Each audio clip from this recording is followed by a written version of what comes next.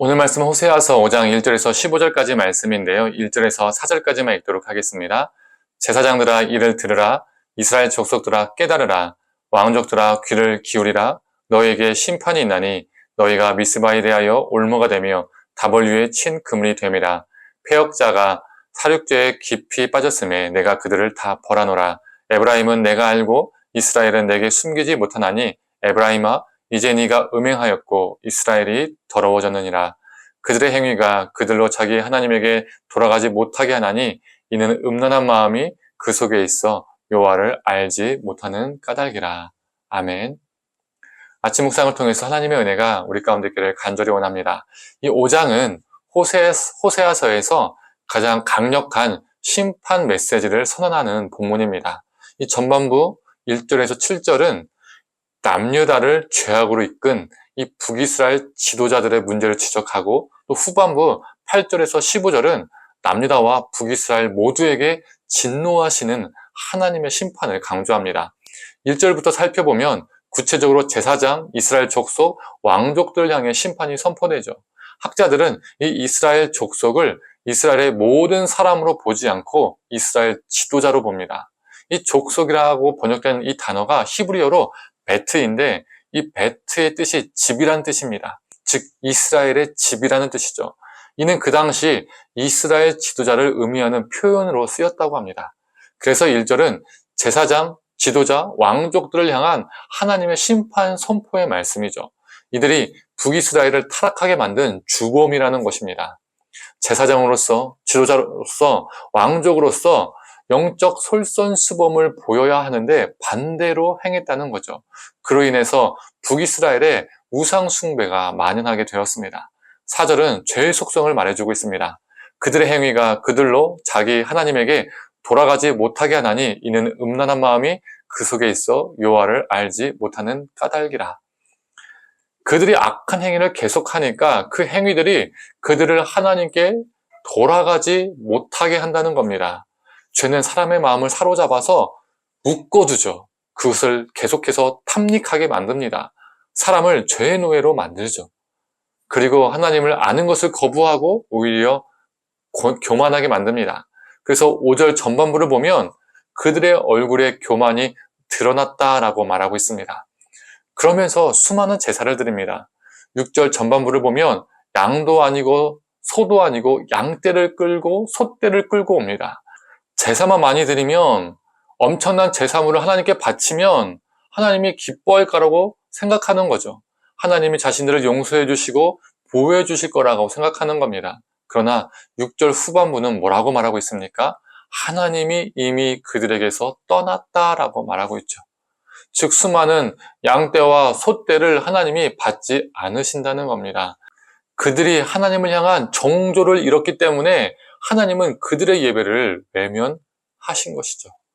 8절부터 보면 북이스라엘만 타락한 것이 아니라 같은 민족인 남유다도 타락했음을 보여줍니다. 이 타락의 결과가 무엇일까요? 8절에서 15절은 남유다와 북이스라엘의 전쟁을 예언하는 내용이 나옵니다. 같은 민족끼리 서로 죽이면서 동시에 하나님이 아니라 다른 강대국을 의지하면서 결국에는 공멸한다는 말씀입니다. 13절을 공동번역으로 읽어보겠습니다. 에브라임은 죽을 병이 든 줄 알아 아시리아를 찾아가고 유다는 제 몸에 입은 상처를 보고 대왕에게 특사를 보내나 그는 너희 병을 고치지 못하고 너희 상처를 아물게 하지 못하리라. 두 나라 모두 자신들에게 병과 상처가 있다는 것을 깨달아서 자신들의 병과 상처를 치료해줄 존재인 주변 강대국을 의존했습니다. 그런데 그 주변 강대국들은 그들을 낫게 해주지 못했다는 겁니다. 남유다나 북이스라엘이나 하나님이 아니라 헛된 것을 붙들었습니다. 주변 강대국은 구원자, 치료자가 아니었습니다. 이렇게 헛된 것을 의지하는 두 나라는 서로 싸워서 함께 공멸해 갑니다. 하나님의 심판이 임하는 날 북이스라엘은 황폐해지고 남유다 지도자들에게도 하나님의 진노가 홍수처럼 임합니다. 두 나라가 함께 멸망의 길로 가는 것이죠. 그리고 실제로 그런 일이 일어났죠.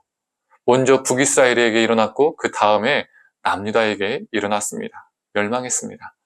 그런데 이 매서운 심판, 14절의 말씀처럼 사자와 같은 매서운 하나님의 심판은 하나님의 또 다른 사랑의 표현이기도 합니다. 돌이킬 기회를 주어도 돌이키지 않는, 경고를 해도 경고를 경히 여기는 이 북이스라엘과 남유다를 향해서 하나님이 매를 드신 것이죠. 그들이 멸망이라는 환난을 통해서 하나님을 애타게 찾기를 우리 하나님은 원하셨습니다. 15절을 표준 세번역으로 한번 읽어보겠습니다. 나는 이제 내 곳으로 돌아간다. 그들이 지은 죄를 다 뉘우치고 나를 찾을 때까지 기다리겠다. 환난을 당할 때에는 그들이 애타게 나를 찾아 나설 것이다.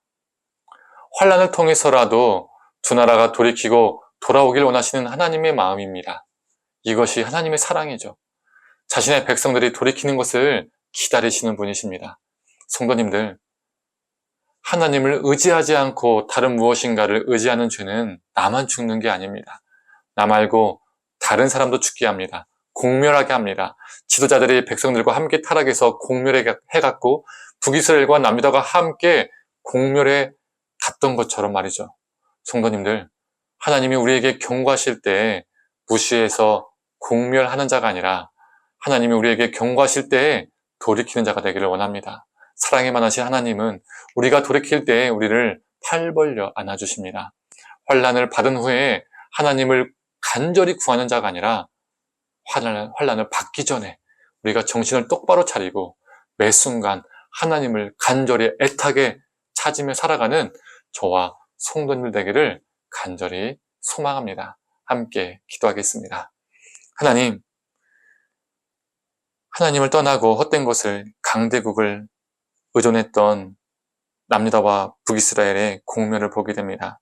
하나님, 우리도 헛된 것을 붙잡음으로 나만 죽는 것이 아니라 누군가와 함께 공멸해 가고 있지 않은지요. 나의 자녀와 나의 배우자와 또 나의 동역자와 함께 헛된 것을 붙잡으며 공멸해 가고 있지 않은지요. 하나님, 깨닫게 해주시고 우리가 돌이키게 하여 주시옵소서.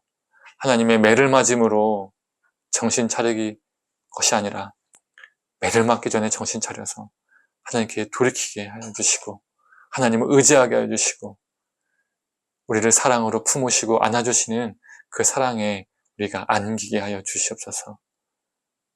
그 사랑을 경히 여기는 것이 아니라 무겁게 여기고 중히 여기고 그 사랑 앞에 우리가 정결함으로 나아가게 해 주시옵소서.